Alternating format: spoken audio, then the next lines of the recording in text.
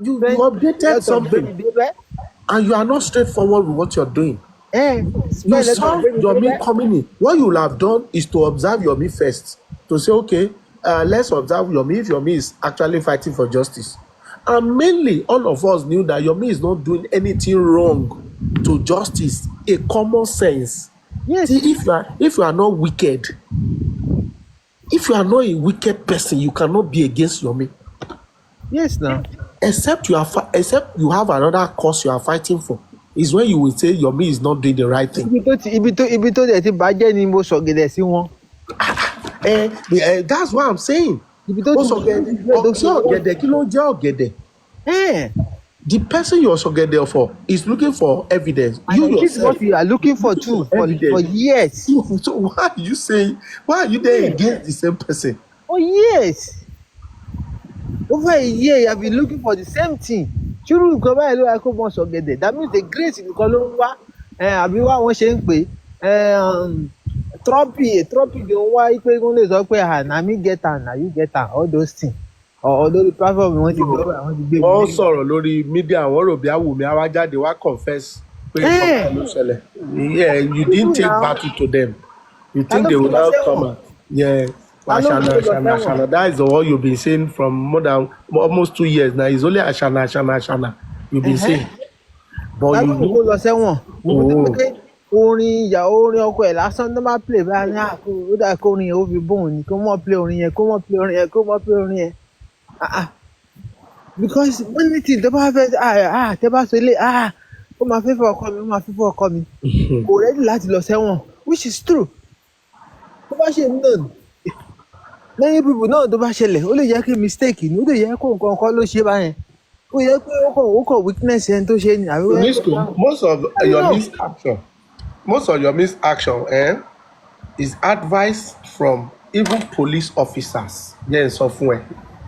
Most of the thing he's doing our police ó lọ pé wo kéèsì wà bí gbé lọ síbí wọn ò lè turn it down. I'm telling you because that is Nigeria. Nigeria have good system. It's just like we have some bad. When she was transferred the case to this place, underground, you know, it's not even social media. Transfer yẹn ti lọ far. Ó tó gbé wá social media rárá. Ó ti lọ far. Ibi tí mo ti mọ̀ pé Yomi scale Tonisco, ibi tó gbé Yomi scale ni when he got court order to visit Mohbad's house. Ìyẹn náà bí àti wọn. Apá wọn ti jábọ́. Ìyẹn bírèkì àti wọn náà.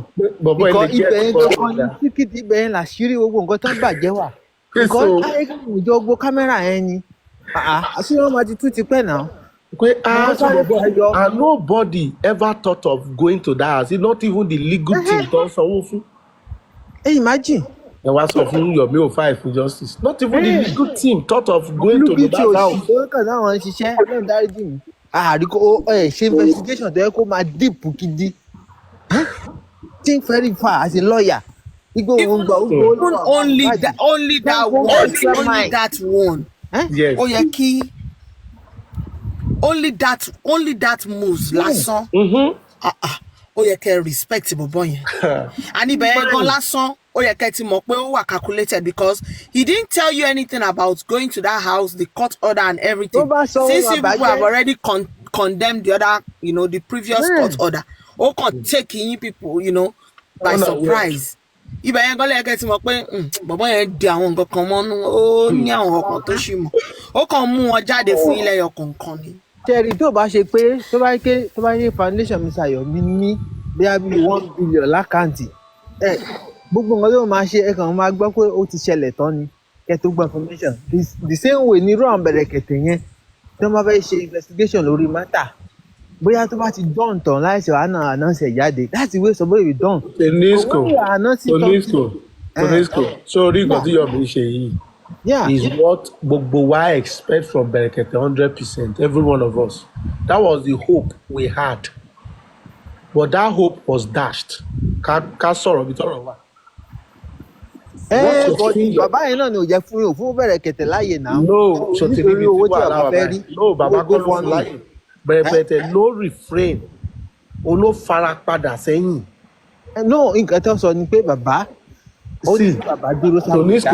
Tonisco, for the fact pé bàbá ti visit here, Yeah. Bẹ̀rẹ̀kẹ̀tẹ̀ lòun lọ sí Èkó, òun lọ ṣe investigation. Okay. Ṣé ó kó ọlọ́pàá tiẹ̀ dání or legal team ẹ̀ dání pé lòun fẹ́ visit ilé Mohbad, Tonisco? I don't know more about If that he one. did that underground, fine, no problem. But for him to quiet on the issue, and now we are now waiting for toxicology, autopsy. Nothing was moving. No, he say Nothing. nǹkan tí mo gbọ́ ni pé according to people tó ń sọ̀rọ̀ nípa Bẹ̀rẹ̀kẹ̀tẹ̀ náà online pé the man is ready to spend all his money on those technology, all those things you mention now. But bàbá ò dúró. Ẹ wo Dúró báwo ṣebí ó padà lọ bí bàbá padà lọ lẹ́yìn tí ó ti ní bàbá wọ́n ti gbé bàbá lọ́wọ́ pé first time bàbá lọ ó ní ara bàbá ọ̀dà òun ò rí lónìí, that was the first time. Ẹlẹ́ẹ̀kejì tó àti Gùrẹ́sì tún lọ again níbi tí Àyàmíká iṣu ti ṣẹlẹ̀.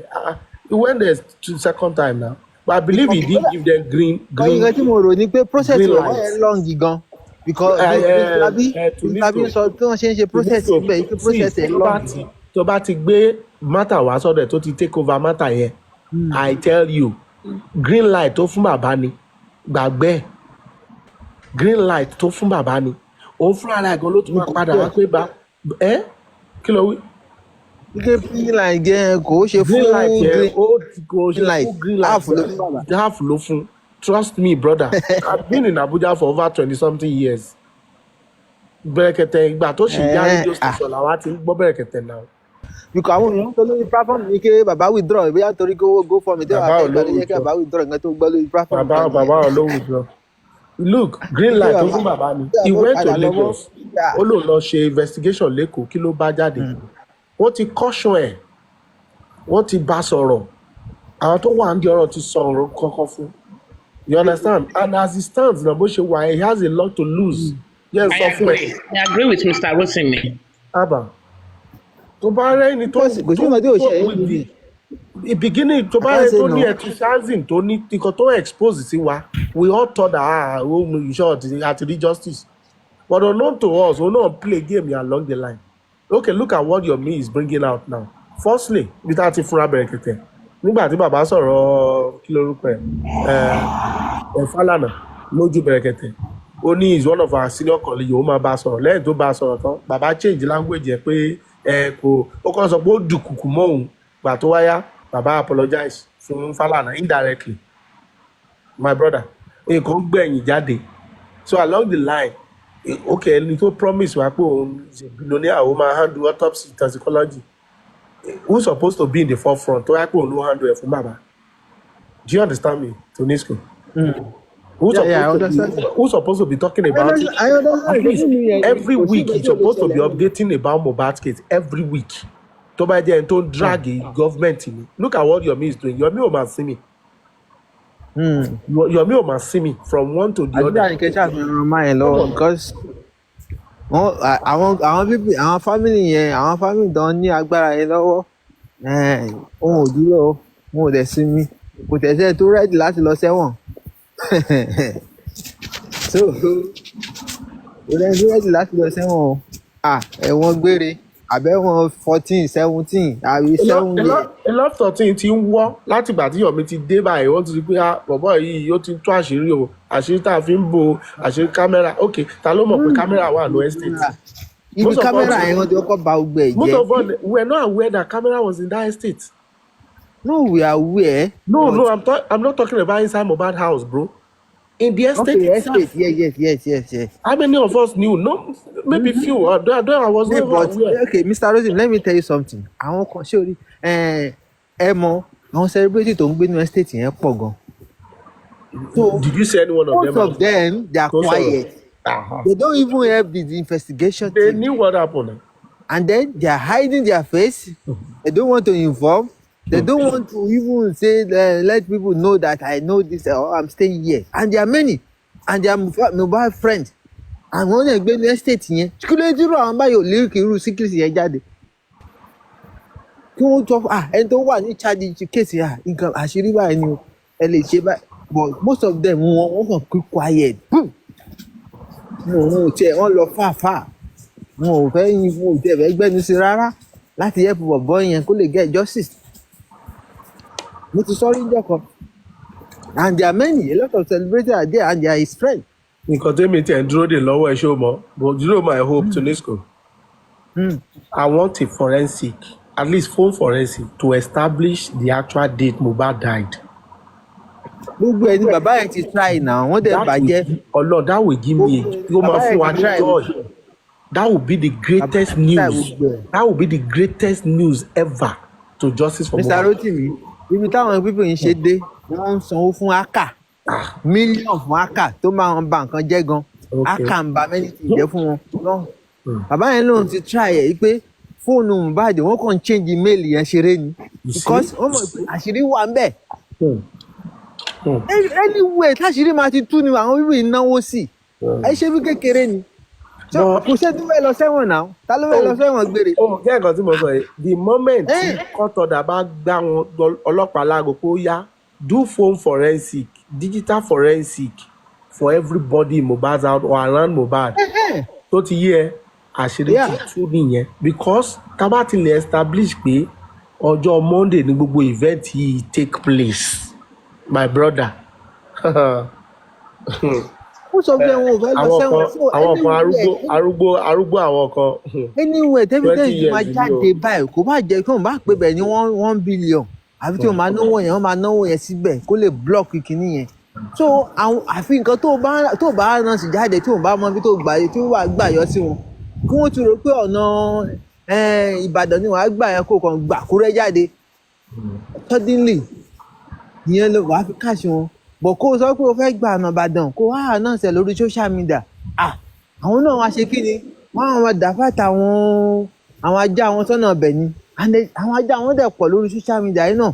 If you see all those ajá check their profile ni wọn ò ní fọ́tò wọn kankan wọ́n dẹ̀ máa tákù yín bọ́mbà tó bọ́mbà ẹni tí ìjọba sọ báyìí wọ́n máa tákù yín bọ́mbà tó bọ́mbà ìkọ̀ wọ́n ti dà wọ́n síta nǹkan tó ní kí wọ́n á defend nìyẹn.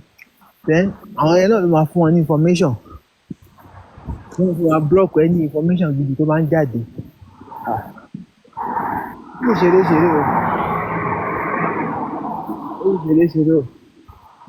wọ́n yí pé wọn ò báyẹn they don't dey laugh o ìfẹ́ wọn ò ready láti lọ sẹ́wọ̀n. Kò sígbà tó ní lọ sẹ́wọ̀n yìí báyìí ká àṣírí fífẹ́ tó wà. Ṣé àdúgbà tó ní lọ sẹ́wọ̀n mi? Ẹ̀wọ̀n wọn lòdù lọ́wọ́. Wọn ò ready láti lọ sẹ́wọ̀n so anything tó máa rán wọn lọ sẹ́wọ̀n báyìí anything tó máa táṣìírí yẹn báyìí blocking ni wọ́n máa bàjẹ́ ni. Ẹ wò náà ṣe sọ̀rọ̀ CCTV wọ́n ní kí Mr. Yomiya náà ṣe CCTV ilé tí wọ́n náà yìí ó dà sí bí ní àṣírí máa ti tú. Ọlọ́pàá invite ẹ. Bóyá wọ́n máa lọ sẹ́wọ̀n kò sí ni wọ́n máa lọ sẹ́wọ̀n. Wọ́n máa lọ but wọ́n sì ń tura láti block. Commit a crime you will go to jail. Why is. CCTV tí Yomi kan pariwo tó kàn pariwo ó dà kí lè máa favour ọkọ mi o CCTV tí Yomi kan pariwo ó dà kí bẹ́ẹ̀ làṣírí máa ti tú o tó bá ṣe bílíọ̀nù ní máa fi block ẹ̀ pa. Àwọn kan tuntun jáde ń sìn tá a gbọ́ rí ìkan wà ó ń pè rẹ̀ ní bra. Wọ́n pọ̀ náà they pay them náà láti ṣe kí ni láti Ọtún bá ti gbọ́ bra inú ọdún ìlàbẹ̀rẹ̀ sí ń gbọ́ bra ìkan wà ó ń pè rẹ̀ ní gbàgbé the other person's name yẹn náà bóyá J or something like that they are new.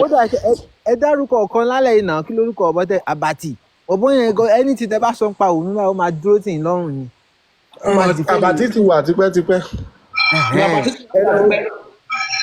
Ẹ lọ provide ẹ lè rí poster kankan lórí profile. Lẹ́yìn Àbàtì nígbà tí Àbàtì fẹ́ máa fèdì náà lọ gbé top movie oní páàdì sọ. ìyẹn náà ti ṣe kí ni ìyẹn náà tún sọ ìyẹn náà máa ṣe kí ni ó máa tákù yẹn ní tìjẹ́ bá sọ ń pa òmí báyìí ó máa tákù yìí ó tákù àwọn yẹn lánàá. The argument is always baseless. So ta ló ń sanwó fáwọn yẹn ta ló ń fi wọn jáde àbí ẹ̀yin kan máa decide pé òun kàn máa fẹ́ mọ defend yẹn tó ń yẹ kó ní. Tọ́lá ní nǹkan ó mà pẹ́ mo gbọ́ Tọ́lá ní Madam Ferris ṣóṣì wà. Ó ti go down I think she has seen the light so she's quiet she's observing now. Madam Sibru ẹ lọ profile àwọn people yẹn wọ́n ti mọ̀ pé fracas làwọn wá ṣe lórí social media ẹ lè rí fọ́tò wọn lórí profile wọn ẹ lè rí any real one rubbish lẹ máa bá lórí profile wọn rubbish wọ́n máa kọ́kọ́ máa post rubbish síbẹ̀. ṣé mo bi tí voice Tọ́lání ti lọlẹ̀ Madam Aries. The moment tó ń release audio òun àti máa yẹn ń kó ẹ̀yẹn. From that moment downward ma you discover that was the end of Tọ́lání. But ó sì ń ṣe gírígírí ńgbà yẹn náà. But kò wá much gradually she faded away because àwọn àtijọ́ sì wá rí pé from the beginning kò support wọn ó dẹ̀ mú òótọ́ from the beginning. From that audio she was not trusted any longer. Ó possible kan stop owó tó ń fún. So but I believe she's that because from that moment I noticed that she gradually went down. Gradually tó fi fade out. Ó pẹ́ mo ti gbọ́ voice yẹn mọ́. Ó máa ń wà lórí panel o. Ó máa ń wà lórí platform kòkò kí n wá sórí panel. Yeah. So tí láì mọ́ ṣe rí yẹn wọ́n ń sanwó fún wọn àwọn tó pọ̀ gan láti ṣe kí ni láti block anywhere. Mr. Rotimi ẹ má dárúkọ ọ̀bọ mi wọn ní tá a sọ nípa 3 seconds yẹn ẹ ń tá a sọ àwọn èèyàn Mr. Yomi kí wọ́n ti polongo orúkọ ẹ̀ ló sọ pé wípé driver Mohbad ni. Ẹni tó ti polongo already. Orúkọ ẹ ti wà lẹ̀ àti okay driver ni. Ẹnìkan sọ ni o I never confirm. Àwa ti ń gbá research Noah náà porúkọ ẹ̀ náà èwo la ti fẹ́ polongo ó ti wà fọ́fọ́ rẹ̀ láti jẹ́ta. Noah kẹ̀. Noah náà pé o wọ́n ní Noah ni wọ́n paparazzi náà. Investigation yín bo ló ti dé. Ṣé àwa. Ẹnìkan mo gbọ́ tó sọ pé driver Mohbad ni. Bó bá jò ló jẹ́ Noah òun náà ni so ẹni tó bá yàjí jẹ́ Noah tó súnmọ́ Mohbad náà. níbo tí a kò tí ì confirm àwọn tó bá súnmọ́ Mohbad ló máa mọ orúkọ wọ́n ládùúrà dárúkọ ẹ̀ lọ́jọ́ yẹn. Ó dá ṣe bẹ́ẹ̀ mọ́ kí wúmà yẹn irú táìmù náà ni wúmà yẹn sọ lálẹ́ àná. so kò lè sá. prime boy yẹn tí prime boy bá wà online tí ìjẹ́ yẹn bá béèrè lọ́wọ́ ẹ̀ pé. ó máa mọ̀ prime boy máa mọ̀ sharp. Ó máa mọ̀. Ilé bóyá nígbà ní àbẹ́lòmíì ni. Ìṣọ̀ṣẹ́ rí ibi tó ti kó bára wọn ni prime boy tó ń kọ́ lọ parọ́ mọ́ ẹ̀ mo ti mọ̀ pé mo sọ fún ọ̀rẹ́ mo ní justice máa jáde o. Ọmọ ọlọ́mọ kan lọ ṣẹ̀wọ̀n oṣù kan àbóṣù méjì. Tunisco láti ìbẹ̀rẹ̀ wá I never believed prime boy was involved alone. Èmi kò believe now. Mind mi ò dé. Báwo la ṣe wá bí. When we started from Paparano, I have been the only way I have nailed prime boy. Then he was still in jail. I said the only way I nailed prime boy was when he said they were arguing about family matter. For him not to say that family matter, that is the only way I was holding him down. But the moment he came out and he said it, and gbogbo story blame profusely lójújọ ọlọ́pàá I knew prime boy was, and for the fact that who prime boy called as his witness, who happened to be the organizer of the show, is not coming out to say to debunk that prime boy never come to me, then I knew that prime boy kò sí nǹkan tó jọmọ́ prime boy pẹ̀lú kú Mohbad. Wọ́n kàn parọ́ mọ́ ni. Ìyá Mohbad dẹ̀ ètì prime boy nítorí pé ó mọ̀ pé bóyá ìyá Mohbad ìyá ọmọ yẹn. Kí ni òfin ní ètì prime boy nígbà tó yẹ pé orí ẹ̀ náà fẹ́ di mátà sí. And ó tún accuse ìyàwó máa yẹn pé ó ń dọ́kọ̀ òun ó ń dí àbá Mohbad all those nonsense ló kàn ń sọ kiri lórí social media. So ó wà lára àwọn tí ìyá Mohbad fi yé ètè. Woman yẹn ẹ máa notice pé woman yẹn gan mọ kú tó pọ̀ mẹ́. Ó mọ̀. Of course. But wọ́n ti rà pa. Ó mọ̀ kó tó pẹ̀ láti jẹ́ gbogbo rábàràbà tó ń sọ ẹ́. Bàbá yẹn nìkan ló wà bàbá yẹn nìkan ló jẹ́ innocent láàrin wọn. Bàbá ló ní kó wá gun pamọ́lé gbogbo ọ̀rọ̀ yẹn a mọ̀ pé ọ̀rọ̀ ẹrù rírùn ni. Ta ló máa sọ bàbá tí máa ní kó wá gan mọ́. Tó máa sọ pé Wùmí ó lù ú pa mo gbà yẹn. Wùmí àmín. Woman yẹn mọ kú tó pa ọmọ ẹ̀. Ó mọ̀. 100% kú tó pa ọmọ ẹ̀. But up till now, that's why ló fi ń dìfẹ́ ló fi wá ṣáìdì Wùmí. because ó dà wọ́n jọ dì wọ́n jọ ń pa ni wọ́n jọ ń ṣe gbogbo ẹ wo àdúrà tí ikú yẹ kí irú àdúrà tí mo lo lọ́ọ̀yà wò mí tó bá yẹ pé wá ti mọ̀ pé èèyàn tó wọ́n prime suspect tó wọ́n accuse kó pa ẹ̀gbọ́n ẹ̀ kò wá rí lọ́ọ̀yà mi lò lọ́ọ̀yà ẹ̀ ló ń lò kúrì lọ́ọ̀yà ẹ fẹ́ defend fún tí bọ̀bọ́ ìbá sọ pé báyìí ni tí lọ́ọ̀yà bá sọ tó bá lọ defend tó bá lọ sọ rubbish ní court wọ́n ti mọ̀ pé wọ́n ti fail. wọ́n kéèjì ọmọ yẹn ni wọ́n kéèjì àbúrò ẹ̀. èèyàn máa ti mọ̀nà ó ti wà obviously pé department Wùmí ni àdúrà wà because kí ló fẹ́ sọ fún lọ́ọ̀yà yẹn tó máa sọ fún lọ́ọ̀yà yẹn kí Wùmí ló pa ẹ̀gbọ́n mi lọ́ọ̀yà náà wá lọ kóòtù á wá sọ pé Wùmí ló pa Mohbad tí lọ́ọ̀yà yẹn ó máa defend rubbish báyẹn tó bá sọ gan-an fún gan-an tí lọ́ọ̀yà yẹn máa sọ jáde lẹ́nu mọ́ wọ́n máa gbé gbọ́dọ̀ bò mí. iṣẹ́ rí tó bá yá tí justice bá jáde a máa sọ ọ̀rọ̀ àwọn tó fail nínú justice for Mohbad especially public figures one after the other a máa analyse gbogbo activity wọn tó bá yá including the legal team tó ń pera wọn legal team yẹn and even the entire community involved. ṣẹ́yìn gan mọ̀ pé irú àwọn most of them wọn legal team yẹn náà most of them wọn náà gbàbọ̀dé ni Odùmọ̀ṣù yẹn ẹ lọ investigate ẹ̀. ìgbà téèyàn wà lábúrò ṣé mo blame Odùmọ̀ṣù ìgbà téèyàn wà lábúrò tẹ́ ń gbé iṣẹ́ murder case ẹ̀ wá ní kó má gbà bọ̀dù kí lẹ̀ ń sọ ìbá brother. bí àwọn ti fi ọ̀gbẹ́ni kéèsì tó gbé lọ́wọ́ iye báyìí ló máa gbà. tó gbọ́rú ẹ̀ rí ṣé serious case nìyẹn lójú wa from the beginning. àwọn bàbá marys wọn kékékékéké wọn dá wọn ló gbà téèyàn wà lábúrò tó ń gbéṣẹ́ murder case fún.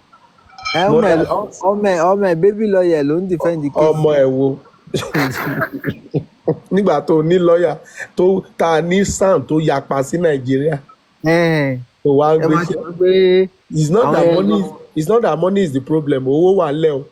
wọ́n fún un lówó ọmọ tí ò ti yẹ bóyá ọmọ lọ́ọ̀yà yẹn gan àwọn iṣẹ́ kọ̀ọ̀kan wà jẹ́ pé experience matter that's why jẹ́ pé láàbùrọ̀dù yìí wọ́n fi wọ́n wò pé do you have the experience tí ò bá ní experience. it's not even the experience gan àníbó gbéṣẹ́ yìí fún Dèjì Adéyanjú tó wà ní Nàìjíríà ó bẹ́ta.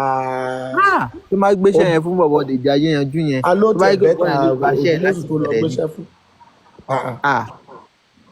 tó bá gbé ọ̀bọ̀n yẹn ni wọ́n gbéṣẹ́ yẹn fún ọ̀bọ̀n yẹn wàá mọ̀ pé.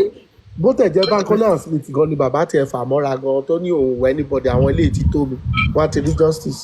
Peter Rotimi tó bá rí pé ọ̀bọ̀n Dèjì Adéyanjú yẹn ni wọ́n gbéṣẹ́ yẹn fún mi ọ̀bọ̀n yẹn wàá rí ojú ẹ̀ ẹni tó wà lọ́wájú Federal Government of Nigeria tó ń sọ fún wọn pé I'm troublemaker kí ló tiẹ̀ pé rẹ̀ ó ní wípé nǹkan tó wọ́n pé rẹ̀ ọwọ́ yẹn.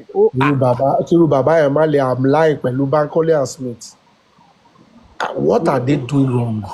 Àwọn yẹn ni ó ní spirit tó Tunisco for baba not to align with Bankole Smith the question mo fẹ́ kàn béèrè lọ́wọ́ bàbá kí ni ó rí why are you against that because I can't figure it out. no bàbá yẹn náà fèlè láwọn ibi kọ̀ọ̀kan but you understand me. ó wà ní kúlà a máa ṣí fún tí a bá gba justice. nígbà tó ń wá justice ó wá réyàn tó fẹ́ assist ẹ fún justice ọ̀hún you are now against them. ẹ mọ̀ pé bàbá yẹn náà ó tún bàbá náà ní àwọn self interest kankan ó lè mọ̀ máa ń pakú ọmọ ẹ̀ bọ̀ ó ní àwọn ó di stage kan náà ti ní self interest. that is what I'm saying. yeah it may be money. because what Bankole and Smith are doing is the same thing you want your lawyer to do. So why are you self-interest lẹ́gbẹ̀ẹ́ kan? So why are you against them? If I were him, I would even say I don't want to go with my lawyer, I want to go with Bankole and Smith. Mo wá fẹ́ rí ibi tí George ti fẹ́ lé wọn jáde. Torí màá sọ fún George pé no they have to be my lawyer now I don't even want my lawyer. Mo ṣe gba service wọn ni kò jù bẹ́ẹ̀ lọ. So you understand what I'm saying? So even Baba is celebrating Bankole and Smith exit from the case. I mean, wait a minute. Ìgbà tí Africa TV lóun fẹ́ celebrate Mohbad tí bàbá sọ pé rárá tó tún gbé lọ kóòtù lórí ẹ̀. Àbá ìwọ fúnra rẹ̀ wá kó ìlú àtijọ́ wá kó jáde. After the 1 year, olú fẹ́ celebrate post-human birthday. I mean, kí ló ń ṣe kí ni Africa TV fẹ́ ṣe? We were to honour Mohbad. I supposed to give a ibi governor kan tí mo ti to. like African TV nǹkan tó fẹ́ ṣe yẹn náà. No, Ó ní brother, kó máa ṣe kinní, ó it's máa ṣe insane. No, bro, museum. To this one, it's even insane. Africa TV was trying to honor Mohbad on the day he died. But okay, let's make it normally. Baba ò yẹ kó participate pẹ̀ kó fún everybody in sanction. Go ahead, you are his fan. What is the big deal? Ìyẹn nìkan kọ́ Mr. Rotimi, owó bàbá kọ́ ó ló lóun fẹ́ ṣe fẹ́ lọ. museum. Ibi tán ti ní problem ni museum, ó lóun fẹ́ ṣe museum tó máa ṣe. Museum 30-40 yẹn issue wà lẹ̀, and then it was still early. Àwọn ìjọ tí mọ intention a lot of things. You understand, because it was early. And we didn't know that. Tó yẹ pé àwa náà mọ̀ pé bí àlọ́ ṣe máa rí. Many people have supported him. That okay, because we never knew we actually needed an NGO to face this battle. You understand what I'm saying? Báyẹn náà wà straightforward 100%. But even NGO only were compromised. The way he's doing now. Ó ní àwọn jealous kìíní kan lára. Yes, NGO only were compromised the way he's doing now. Because he's not trusted 100%. Yeah, because ẹ wo first conference, Mr. Yomi plan first conference. Before you know, ó dẹ̀ ti sáré lọ ṣe tiẹ̀. Ọ̀tọ̀. And then ó tún ní kí Mr. Yomi wá defend òun ní kinní kan ní police. O ò kọ́ pé o ò kọ́ pé I'm supporting. Nǹkan tó ń bí Mr. Yomi nínú yẹn náà pé kí defend ẹ kó wá sọ weaknesses rubbish lẹ́yìn ìgbà tó ti rubbish nǹkan tèmi iṣẹ́ tèmi ó wá fẹ́ kémi wá gbéṣẹ́ tiẹ̀ ga. It's not done in that way. Rubbish my work and then you want me to come and praise your own work. Who does that? Baba? Rubbish my work ó dẹ̀ fẹ́ kí wọ́n á praise iṣẹ́ tiẹ̀ ó fẹ́ kí wọ́n á jẹ́ weakness lórí iṣẹ́ tiẹ̀. No. Ta ló máa gbarú ẹ̀? Like o fẹ́ something o praise àbí o praise iṣẹ́ mi àbí o talk good job and then let's do more and then to make this thing stronger. That's another case. But you are the one even saying on all the social media this thing is a letter. It's not even strong. It's not blah blah blah. It's blah blah blah. Okay. The same thing. I'm planning for press conference. O ti sáré lọ ṣe tiẹ̀. Ta ló ń wá tí competition yẹn wá ṣe níbi lórí social media ni àbí àwa justice àwa wà fún. Ṣe fún debunk náà. Like Karimo tó máa ní debunk ló wá sí. Ta ló ráyè debunk? Karimo ló wá ṣe debunk. Tí o lè sọ pé pa Mohbad tó dẹ̀ Mohbad mo ti fẹ́ sọ̀rọ̀ báyìí o wá gbẹnu mi sọ̀rọ̀ o mo nídìí ẹ báyìí Mohbad kó wá dúró tì mí o gbogbo àná máa sá lọ sórí péjì wèrè a máa gbọ́ nǹkan tó sọ nínú ẹ wo ìgbà yẹn náà ó ti máa play to everybody. Ó dẹ̀ gbé wa mọ́ra títí gbà tó dé stage gan ẹgbẹ́ kí ló tẹ̀ ń sọ yóò sọ evidence kan jáde pàtó fún wa. Síbẹ̀síbẹ̀ àwọn kan ṣì wà lórí platform ẹ̀ tó ṣì ń gbé sí tiwọn. A pè wá pé o ti yẹ Mohbad mo fẹ́ sọ̀rọ̀ báyìí o ọkọ ẹ̀ náà máa wà ní kitchen ó máa fún signal. Ó ti sọ yẹn dẹrú kí yẹn má ètè lọ gba American passport ẹ̀ kó tó change mind ẹ̀ kí yẹn jókòó síbẹ̀ kó mọ̀ sí wọ́n ṣe processing yẹn lọ́wọ́ kó má ètè lọ gbà. wọ́n bá ti gba kinní yẹn báyìí ó máa bẹ́ dànù ni. Kó má ètè ó ń sọ pé ó ti deal fún kinní yẹn kó lọ gbà tètè lọ gbà because Pabola the doctor ló ń bá gbélé ó lè change mind ẹ̀ kó náà ò ṣe mọ́. Passport wàá tún bẹ̀rẹ̀ afresh ni.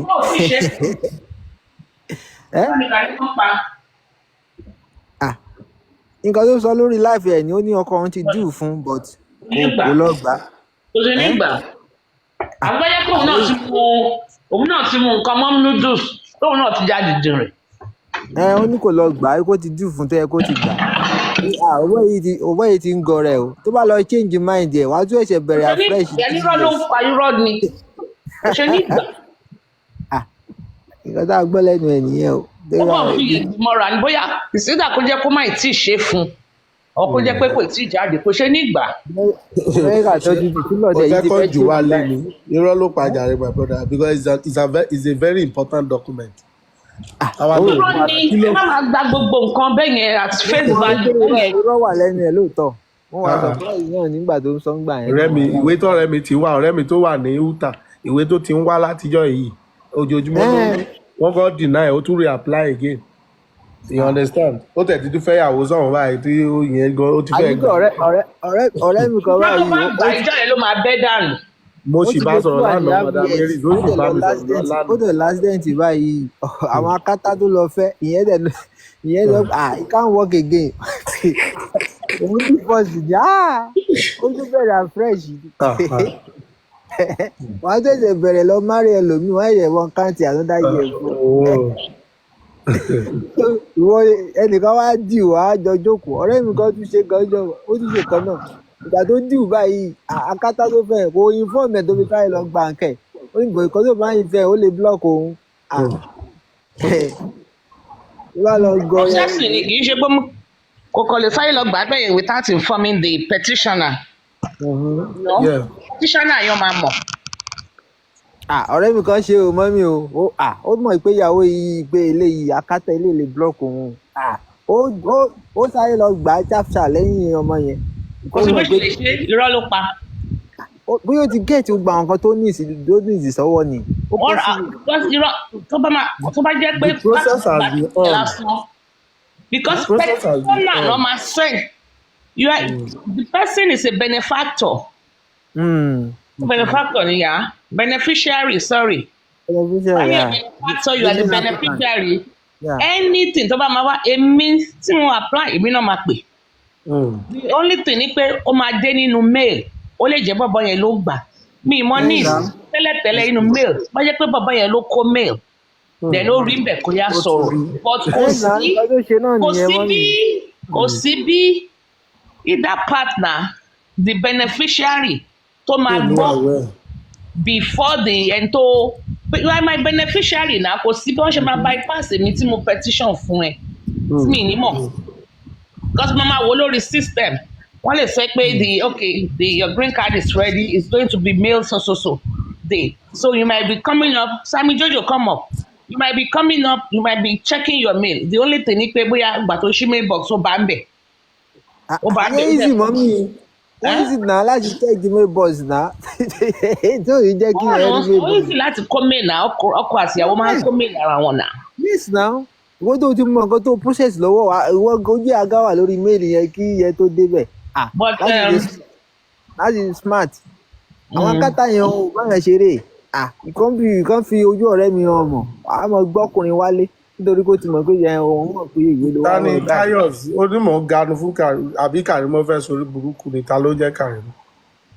kí ló ń jẹ́ ganu sí gan pàápàá ó tún ti kí ni ìjẹ̀jẹ̀ jáde ní ìjẹta àtijọ́ òní. supreme ẹ̀ Kàrímọ́ sí Wasiu Ayinde ló gbé jáde. ṣé èèyàn ni Kàrímọ́ ni téèyàn sọ̀rọ̀ ń pa ẹ̀ tó bá jẹ́ èèyàn gidi lèèyàn tẹ̀ máa sọ̀rọ̀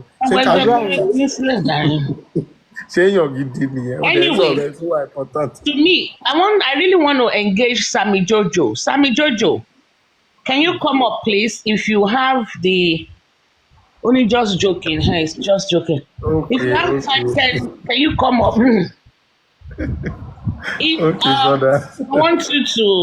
I want to ask who on this panel now who think it was Damola that chatted Yomi? If you think so, say so and say your rationale. I really want us to rub minds, intellectually, not with emotion or something like that. If you think it was Damola that chatted Yomi, please say something. Indicate.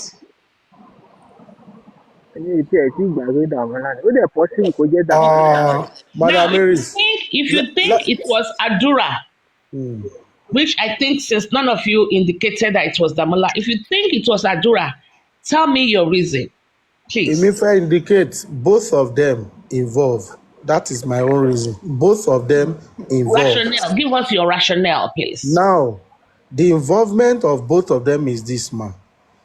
The two phones that are connected to that iCloud. Somebody share with Yomi, please.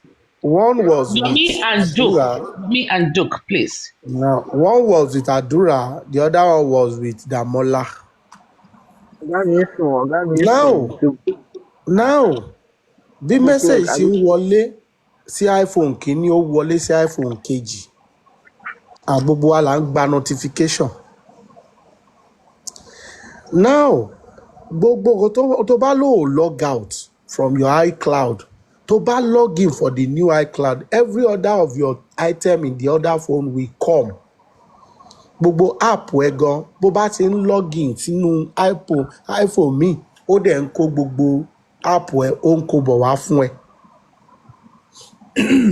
If Adura now state that video exists on that phone, ó mì pé Adura ti watch video yẹn dáadáa tó fi lè mọ the minute tí video yẹn take. Because it was specific that it was about 10-minute video. So it means he has watched that video, because some of us don't even look at the minute of the video, we look at the content. But for you to look at it means you have already watched it, you observe it very well, you studied the video. For him to say, yeah, it's 10 minutes, that is more than 3 seconds to send the one. Adura was in know-how of that incident. Ó wà aware 100%. Dàmọ́lá, ó lè jẹ́ Dàmọ́lá ló ń ṣiṣẹ́ ẹ̀ lóòótọ́. But Adura was aware from the beginning. So to me, to the best of my knowledge, both of them wọ́n wà nù kìíní yẹn. Ó yí mọ́ wọn lọ́wọ́ ni wọ́n fẹ́ fi protect Adura jáde. Pé ká gbé sórí Dàmọ́lá. Now what they are trying to, they think they are smart. Wọ́n á sọ pé you want the case out of court settlement. You understand? It might be that they might be the legal team or the police that is giving them that, the prosecutor that is giving them the advice that okay, ẹ sọ pé ẹ fẹ́ settle out of court, kò sí kankan tó máa ṣẹlẹ̀. Àdúrà lòun ò sú ẹ mọ́, ẹ̀yà lòun ti forgive ẹ gbá kan òun kan, but wọ́n ti gun igi kọjá orí ewé already, so wọ́n jábọ́ lọ́wọ́lọ́wọ́ ni. Tí wọ́n bá dẹ̀ ti kọjá orí ewé, ó mì pé òfo ló fẹ́ dìmú nìyẹn náà. Because the content that was already out there, unfortunately, Tadura ti wá confirm pé it's even 10-minute video. So for me, gbogbo ó log out yẹn, ó log ibi tí wọ́n bí ọmọ ti mú Àdúrà rí, they log out, ẹni yẹn padà wá log in again. And you that owns the phone or owns the account is now telling us pé sọ pé kò sọ pé wọ́n hack ẹ̀ báyìí, impersonation ló pè, hacking yàtọ̀. Yes. Hacking yàtọ̀. Hacking means you use another software, you change my password.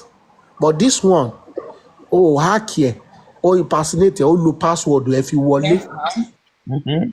So and you, it's just like my phone is with me now. Somebody is logged into my account. Máa fún mi ní notification, no matter how. An iPhone, we are used to notification.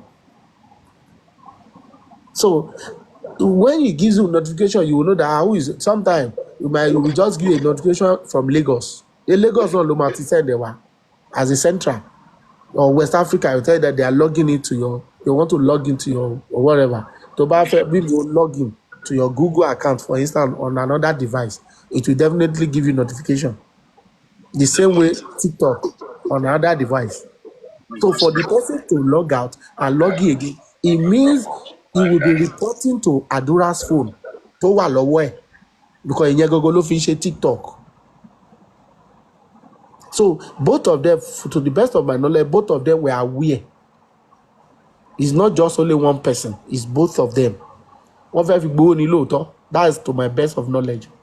Because that pé Damola didn't involve Adura, no, that's a lie for me.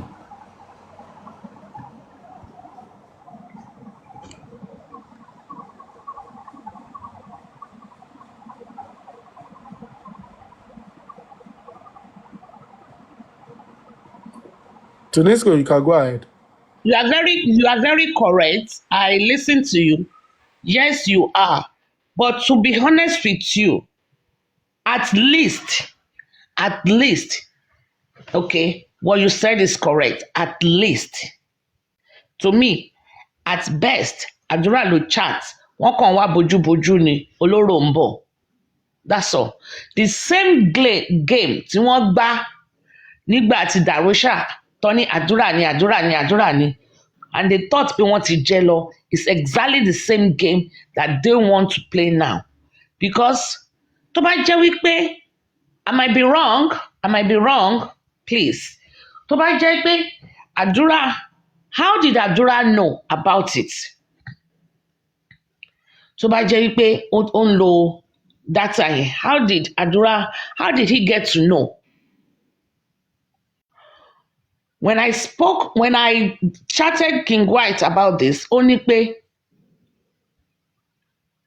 bí ó ṣe ń chatì lórí fóònù yìí ní ilé ẹ̀, ó ń ṣò lórí fóònù tó wà lọ́wọ́ Àdúrà nílé ilé ọ̀tọ̀ọ̀tọ̀ náà ń gbé o. So bí mo ṣe ń chat nílé mi ń sìn, ó ń ṣò nílé Rótìmí down the street. Nǹkan tó sọ nìyẹn. Wọn ò fẹ́ sọ wípé wọn ò fẹ́ jù síta pé ìgbà tí Yomi sọ fún Kàrímọ́ ló pe King White. Wọn ò fẹ́ já iṣẹ́ yẹn fún wa bẹ́ẹ̀. Nǹkan tó ṣẹlẹ̀ nìyẹn o, ṣùgbọ́n wọn ò fẹ́ já fún wa bẹ́ẹ̀. Wọ́n fẹ́ yí, ṣọmọ pé àwọn tó máa ń fi tán kàwé, wọ́n máa ń fẹ́ fi pé àwọn lè yí ọpọlọ èèyàn. Because ilé ọ̀tọ̀ọ̀tọ̀ náà jọ ń gbé, they don't live together in the same house. So bí mo ṣe ń chat nínú ilé mi ń sìn, it's going to be ó ń ṣò nílé Rótìmí ní street kejì. So ìgbà tí ẹjọ́ tí King White rò fún mi nìyẹn o. Ìgbà tí Àdúrà wa pé èèyàn kan fi fóònù mi chat, ó wá pe Darosha. Ó wá pé ẹni tóun ta fóònù fún ni Dàmọ́lá, wọ́n wá lọ gbé Dàmọ́lá. Nǹkan tó sọ nìyẹn. Which was a lie. It was ìgbà tí Yomi, mistake tó wà ní pé Yomi sọ fún Kàrímọ́, Yomi fi pé they are working together, ó sọ fún. Ká ní kò sọ fún, we will not be here. Because kìíní yẹn ò bá kọ́ bá Àdúrà lójijì ni. Ṣé you understand? Now, moving forward, ni wípé check your inbox. Which of my inbox? If I'm streaming on this Supreme, I cannot check while I'm streaming. Send it to my Botija, please. Send it to my Botija, please. If I'm streaming, until I finish streaming before I can check the inbox of Supreme. But send it to my Botija, please. Hold on, guys. Let me check something.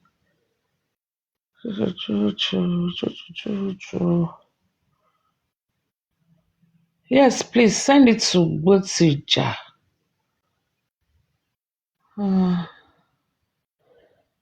Please send it to Botija. Yes, please send it to Botija. Please send it to Botija. So,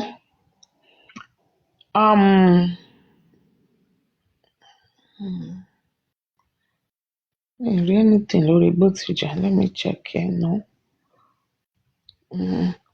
If anybody want to send me something, especially when I'm streaming like this, you have to send it to Botija if it's something you want me to look at right away. Otherwise, I cannot look at it while I'm streaming, because if I go check it, I'm going to be logged out from the live show. Please. Please. Okay. I will be waiting for the message. So, now, according to King White,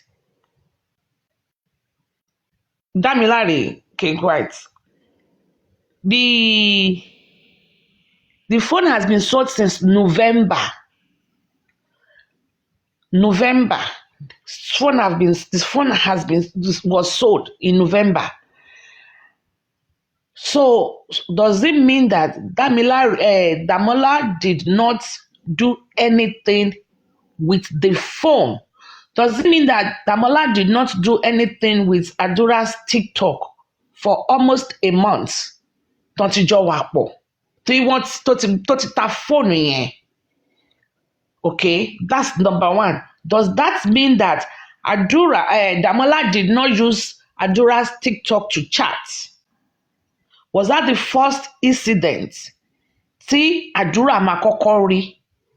Because according to Damilare King White, ó sọ wípé Damola was chatting at his house and it was appearing on, because it's the same thing. Ọmọ yẹn kò log out, where people were saying two-factor authentication.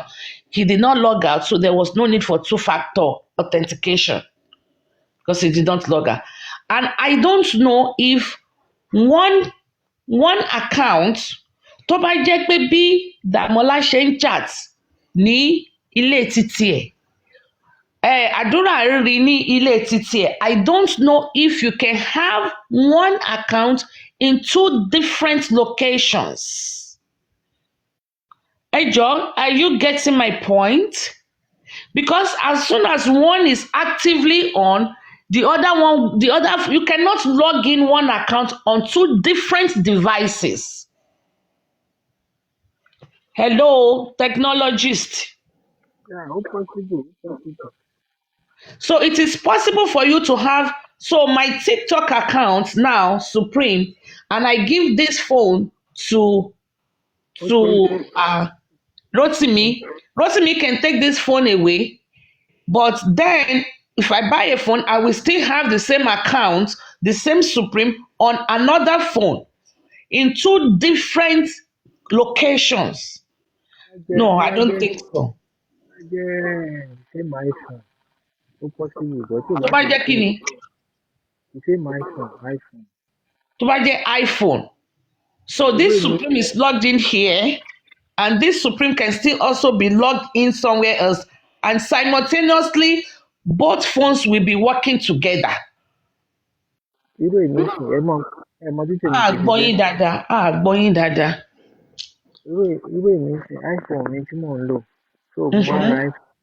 Ìgbà tí mo ra iPhone mi, so TikTok mi ó dùn ọ̀ náà. But mi ò lè fi wá ìkejì yẹn ti first one yẹn mi ò lè fi wá sí live báyìí.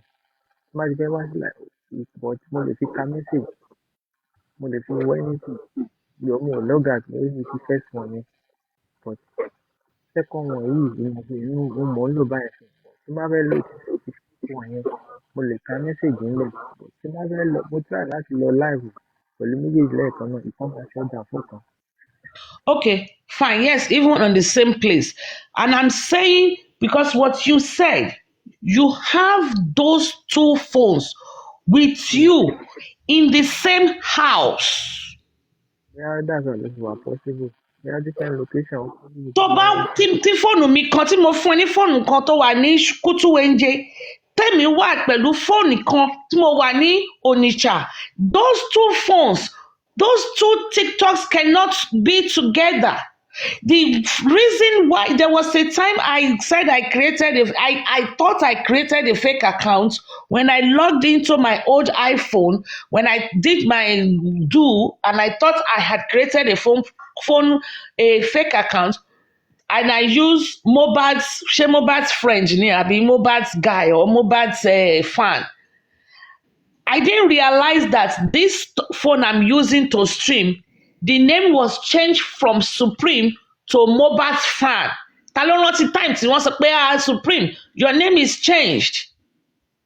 And it can be possible because both phones. We remember very well that you say it will take you 1 week before you can. 7 days. I didn't even know. Someone has called my attention to it. I think it was Afolashade that called my attention to it that day. That Supreme, why did you change your name? Change my name, Bitibao. You have mobiles from I was trying to create a fake account with my other phone. I didn't know what I did on the other phone affected this phone. I thought it was a brand new account I was creating. It can be so if both phones were in the same house, But I don't know. We can practicalize it. I can go and put one phone somewhere in one of my friend's house in another street and log on my TikTok and be on my TikTok in the same account. One will log off for another one. One will log off for the other one. Kosini is impossible. Because otherwise technology does not leave room for fraud. If both phones, I have 3 phones here, both Tija, I have Supreme, and I have my fake accounts. I have 3 phones. The one maybe buy. I have 3 phones. Some people said you can create another fake account, 2 accounts on one phone. Moshe, modele dauri miru. You understand? Moshe. But I just generally have 3 phones. But now, if one of these phone, if I have this account somewhere else and I purchase another phone and I give this my old phone to Rotimi and I already transfer, even if I don't log off, if I want to log into this new phone, even if I have logged into it and the other one is logged on, one will negate the other. I need IT experts, not IT guy. Correct IT experts with brain, ni need. One will automatically negate. Even though bá jẹ́ ti Dàmọ́lá gan ni, ó lè sọ pé, oh, your account is trying to be logged on somewhere else. You cannot have 2 same accounts in different locations and you are using them. When I first came on TikTok, the phone I was using, I've said the delightful Aries that I was using, I said it was from my daughter. My daughter, who is in Nigeria, òun ló fún mi ní phone ẹ̀ tí mò ń lò. I don't have the actual phone with me, but she gave me her password and her details that I used to log on to this phone. Tó wà lọ́wọ́ mi níbí báyìí. As soon as I logged on, she was logged off where she was. I've not seen it though. She was logged off from where she was. Because we cannot be on 2 different locations and be logged on to one single account. I am not technologically savvy, but common sense does not. My common sense tells me it cannot be possible. Good morning, sir. Go for it. One of the ways I know it can be possible is when you are using there's one called TikTok Lite. Okay. The TikTok Lite now can make me to watch you on my 2 accounts in 2 different phones, on single account in 2 different phones. That is not my point of argument. But I you agree. cannot come live. You can't come live. I agree. Yes. But I don't know. I agree with that you can be on the same phone, on 2 different phones with 1 account. I agree. On a 2 different app, I'm talking of 2. It has to be either TikTok Lite or normal TikTok. That is when it can be possible. But on the other, I agree. Yes. But what I'm saying is that can you be on your account, same account in different streets? So you are using your account here where you are at Onitsha, and I'm using that your same account where I am at the same time in Enugu. Madam Aries, for the very first time, it will reject it. That's what I'm saying now. It will reject it. Maybe subsequently, if it dictates the 2, I'm coming J for imole. For the first time, it has happened to me. It rejected it. I am not technologically savvy. I accept you, but common sense to me will talk me possible.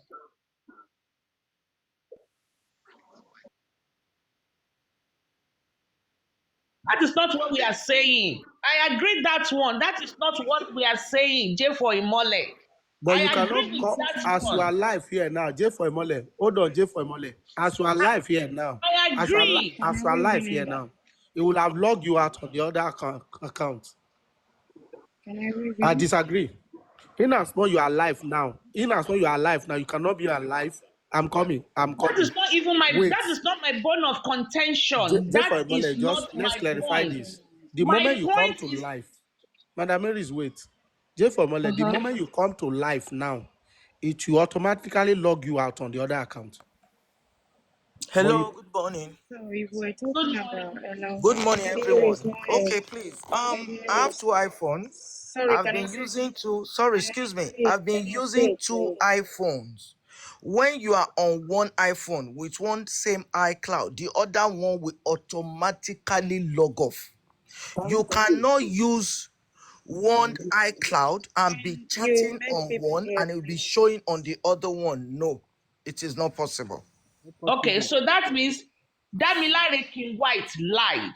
Number one, that's one. We are even now look at what Queen said.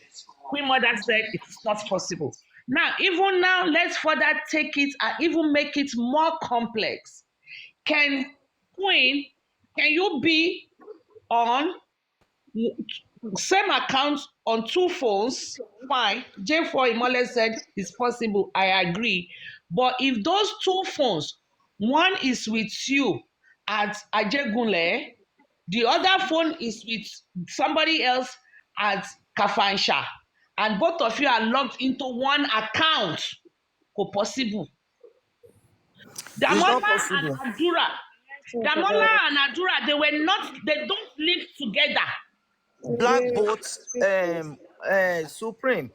Black Bolt said is Give in possible. now, please. It is not possible because I've always with two iPhone, and anytime I'm on this one and I try to log on the same live, it will automatically off So for from the TikTok, first one you are using. I use an It's not iPhone as possible. well. And Lady if with Aries, can same I speak, please? iCloud, if you're on the same iCloud and you are using the same iCloud on two iPhones, you cannot use it at the same time.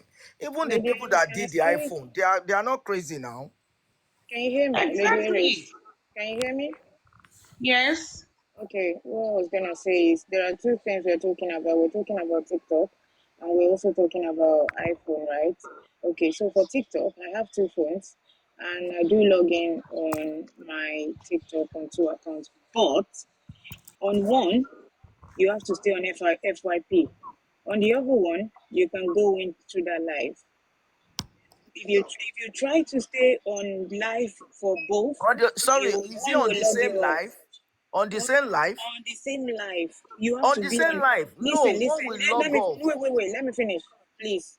So you have to be on FYP on one phone, and on the other phone you can be on the live where you can comment.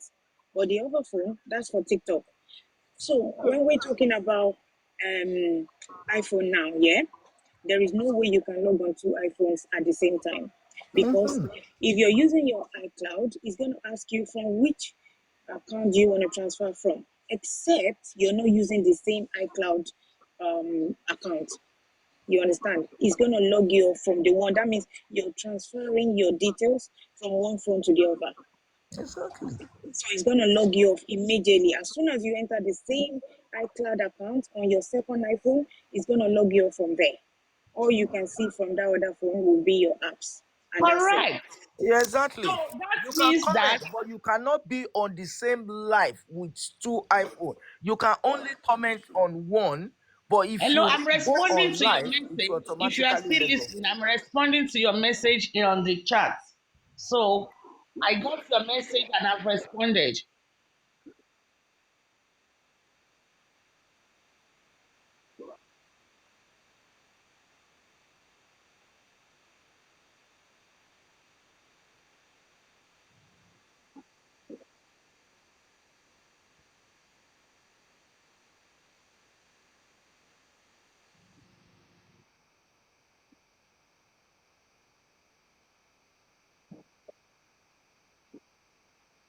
So this is what I'm saying.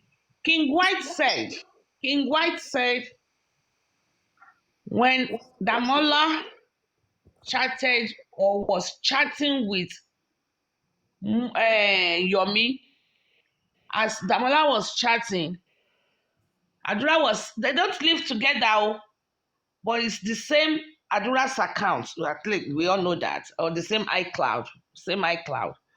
As Damola was in his house chatting Yomi, that Adura was seeing it in his own house on the other phone too. Is it possible?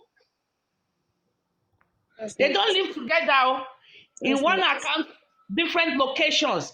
Possible. it's not Kò bá possible. tiẹ̀ jẹ́ the same house kò possible.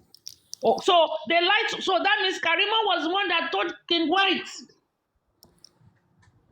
Because tó bá jẹ́ wípé Damola logged onto that phone in his own house, nílé títí ẹ̀, they were not living together. They don't live together. Other streets, náà pé ibi tó ní Damola ń gbé, other streets níbi tí Àdúrà ń gbé. Àwọn people yìí, this is why I said, I don't know if Okay, people are just trying to Supreme, obstruct Supreme, justice. Supreme, I Sir, have to ma, go sir, now. ma. Take care. I have to go. Kíákíá ni. Thank you. Yeah, I'll be watching down there. Ẹ̀rẹ̀ gbé ó ti ń gbóná ń sìn, ó ń gbóná. Ó ń gbóná. Àwọn ọmọ mi ò gbọ́dọ̀ bá mi bí ẹjẹ́ ń sáré máa lọ. Ó ń gbóná. Okay, Good now, morning, Supreme. good morning, sir. Good morning, sir. Thank you I very just want to, much for everything. I just wanted to quickly clarify something with what you're discussing Uh-huh. about the iPhone, about the Madam iCloud. Aries, Richie is an IT expert. You know, Okay. the iCloud that you're talking about, you can share your iCloud with family, for example, right? But what you are talking about is logging on to the same application under the same name. Right? We need to get that clear. Say, for example, Lady Aries is Supreme's TikTok an account, right? But if I open Richie account on the same iCloud, I can be using my iCloud anywhere. You can be using yours anywhere. It doesn't matter. But when it comes to the same account of TikTok on the same iCloud, this is where the compromising comes into play. Do you understand that? Yes. So, which means if Adura is shut down, for example, Adura is not using his TikTok at the time Damola is taking that TikTok to use, it's allowed. Are you getting my point? Even though it's the same Adura's TikTok, but if Adura goes live on TikTok and Damola wants to go live on Adura's TikTok at the same time, it won't be possible. Okay. Do you understand? But What do you both mean by accounts can be. life? What do you mean by life? You mean just to be No. Let me. watching on the comment I give you section? this. I give you this scenario. Let's say on iCloud you have account 1, which belongs to you. Account 2 belongs to me, right? I'm talking about Mm-hmm. TikTok now, applications on the iCloud. Now, your password and everything is shared via iCloud. If you are using your iCloud now and I want to make an attempt to log into your iCloud, I won't be able to log into it. But the moment you say you Even go get to a bed, message. the You moment the get a moment you go message. to bed, and I picked up your account 1 on my own iCloud, if I have the access to it, you didn't lock it with a double authentication, I can log into it. Yeah, even you will get Do you notification understand? from Apple. Apple will tell you somebody is trying to log into Exactly, your account. exactly, Is this you exactly, or not? Confirm yes or no. exactly. This is it. So the you can be in America and I'm here in Europe. If you share the same iCloud is just a data hub. Are you getting the point? It's just a Okay. data hub for all your applications. What is not possible if you have an account of TikTok in your name, although I can see it, but if you are live on that TikTok, I won't be able to go live on your account on the same TikTok. But the moment you shut down your TikTok down, if you give me access, if you share access, I can log onto your TikTok successfully without you knowing. As long as we're not there at the same time. Right. So when you That, log on to your TikTok account, when you log on to my TikTok account in Europe, yeah. when you hold on, I want to. Let me understand. Okay. I Okay, want to let's read put it this something. way. The person Let, let, is me- let, muted. let, let- When you log on to my hold on, when you log on to my TikTok in Europe, we are right. husband and wife. You are now in Europe. You went for a business trip. You log on Exactly. to my TikTok account there, Mm-hmm. and you chatted somebody up. Okay, Mm-hmm. Mm-hmm.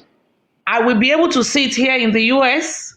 Eventually, when you log in, but not at the same time. Are you getting the point? Okay. Your your account, the iCloud, like I said, iCloud is just a data hub for all your applications. We're sharing picture, we're sharing files. Maybe we have some sensitive file that we share together. You can log on to it and play on those files. You didn't Maybe you clarify want to that see for her. document. Mr. Richie. But You what's didn't clarify. You didn't clarify but, that for her. She's sorry? asking you. She's asking you that if her husband is in Europe and she's in the I US. just explained when it comes to application, application has a password, for example. When I Yeah. go into that iCloud, I can see Lady Alice's iCloud, right? But if Lady Alice is using her iCloud at that time, I will not be able to log on to it. I can You see will it. get a notification. She will get a notification that Exactly. If I somebody is try to trying log to on to log it, into your thank account. you. So, Lady Immediately, there's a Aries, prompt. if you approve, then the person will be able to log in. But if you're not live, right? Yes. I Yes. can log Yes. on to it. Yes. This is what is happening. So, Adria must have approved it if it was Damola. No, so okay. Now, what you're saying is that I'm not live, I'm sleeping and snoring as usual. Yeah. In the US, and you are in the Europe, you're my husband, and you want to say, get to uh, sorry, TikTok, Lenny, you logged into my account, right? yeah, and we share the Then same iCloud. we share the same iCloud. You happen to go Yeah. on Papariano's DM or you DM Papariano, you guys had a chit chat, chat, chat, chat, chat, chat. I was sleeping. I'm in the US Mm-hmm. sleeping. Mm-hmm. Now, when you logged off and I say, Right. Papa Romutinson, what's up in TikTok Mm-hmm. today? And I log Mm-hmm. in, let's assume Papariano responded that you have not seen because you logged off. I You'll will be be able to able to read it say, immediately. Yep, I'll be able you to say see it. that Papariano send me a message. Let me see. Oh, who is this Exactly. chatting Papariano? Exactly. I'll be able Exactly. to see it. Exactly. I'll be able to see. That's what you're saying, regardless Exactly. of the location, because we share one iCloud and you Yeah. use my account. Only if I tied it up, delete whatever I did on your account, that's Richie, Yes, gone. Richie, yes. let's So take that's what you cognizance are of saying. one line. Let's take cognizance of this line. You know Mm-hmm. where Yomi was convinced Mm-hmm. that Adura was involved in that chat was that he said that person logged out of TikTok and logged in again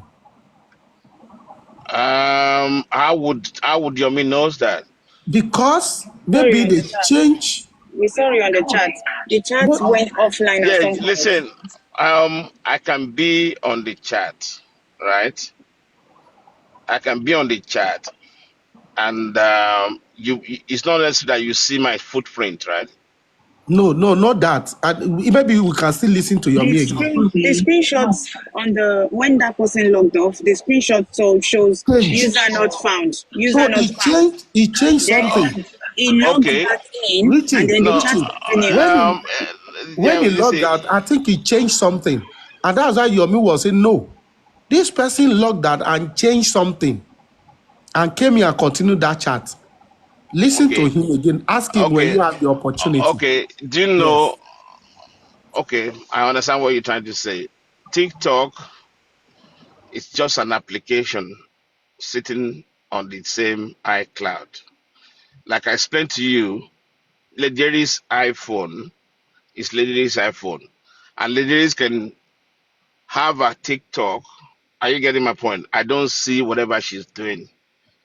Unless, even though we're sitting on the same iCloud, unless you gave me your password, unless you just gave me the password authentication. Are you getting this point? There's two-factor authentication on TikTok account. Having said that, I will employ everybody to actually use that, set it up. It's very good, right? The two-factor means you can log on, you put your password, and you ask you for something. Like security, your mother's maiden name, or maybe you use your Face ID, for example. That's two-factor authenticator. Now, just because we're sitting on the same iCloud doesn't give me a free access to Lady Aries' password.